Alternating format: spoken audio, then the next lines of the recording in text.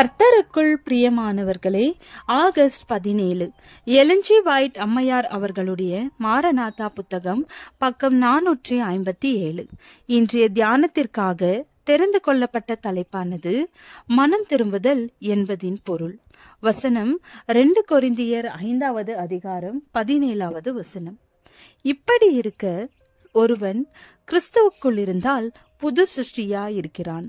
பழையவைகள் ஒளிந்து போயின, எல்லாம் புதிதாயின. இரத்தத்தினாலும் மாம்ச சித்தத்தினாலும் உருவாக்கப்பட்டுள்ள பழைய குணம் தேவனுடைய ராஜ்யத்தை சுதந்திரிக்காது. பழைய வழிகள், மரபு வழி தொடர்பிலே வந்த மனப்பாங்குகள், பழைய வழக்கங்கள் விட்டுவிடப்பட வேண்டும். ஏனெனில் கிருபையை நாம் மரபுரிமையாக பெற்றுக்கொள்ள முடியாது.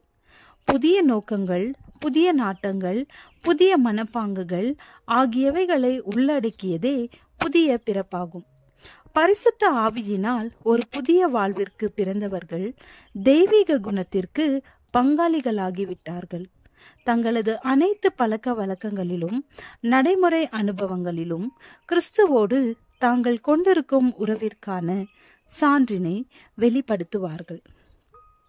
கிறிஸ்தவர்கள் என்று தங்களை பற்றி கூறி உரிமை பாராட்டுபவர்கள் குணத்தில் உள்ள இயல்பான குறைபாடுகள், மனப்பாங்குகள் அனைத்தையும் விடாது வைத்திருக்கும் பொழுது உலக பற்றோடு உழல்பவர்களினின்று அவர்களது நிலை எவ்விதத்திலும் மாறுபட்டு காணப்படுகிறது.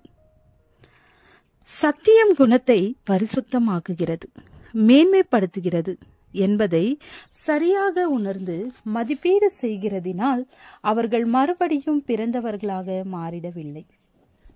ஒரு மெய்யான மனம் திரும்புதலானது தவறு செய்ய தூண்டுகிற மரபு வழிகளில் வந்த தன்னால் வளர்ந்து உருவாக்கப்பட்ட மனப்பாங்குகளை மாற்றிவிடுகிறது.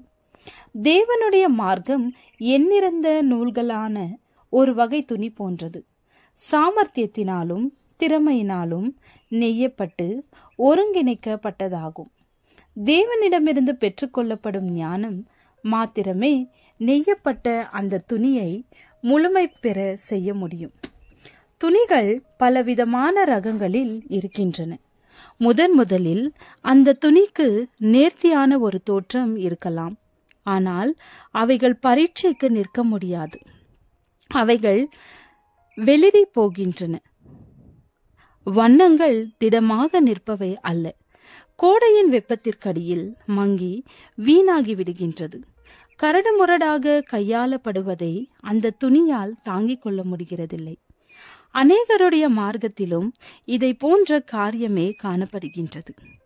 குணத்தில் நெடுக்கும் குறுக்குமான போக்குகள் துன்பம் என்னும் சோதனையில் நிற்க முடியாத பொழுது எந்த மூலப்பொருளை வைத்து செய்யப்பட்டதோ அது தகுதியற்றது என்று தெரியும்.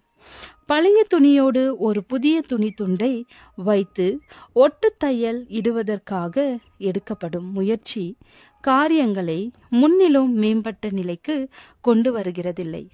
ஏனெனில் அந்த பழைய உறுதியற்ற சாதனம் புதியதினின்று கிழிந்து போய்விடுகிறது. கிளிசலை முன்னிருந்ததை விட மிகவும் பெரியதாக ஆக்கிவிடுகிறது. ஒட்டு தையல் பலன் அளிக்காது.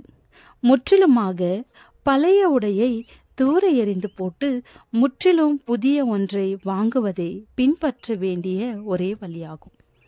கிறிஸ்துவின் திட்டமே பாதுகாப்பான ஒன்றாகும். இதோ சகலத்தையும் புதிதாக்குகிறேன். ஒருவன் கிறிஸ்துவில் இருந்தால் அவன் புதிய சிருஷ்டியாக இருக்கிறான். ஒட்டு தையல் மார்க்கம் தேவனிடம் மதிப்பை பெற்றதாக இருக்காது. அவர் முழு இருதயத்தை கேட்கிறார். இயேசு நமக்காக தமது ஜீவனை கொடுத்தார்.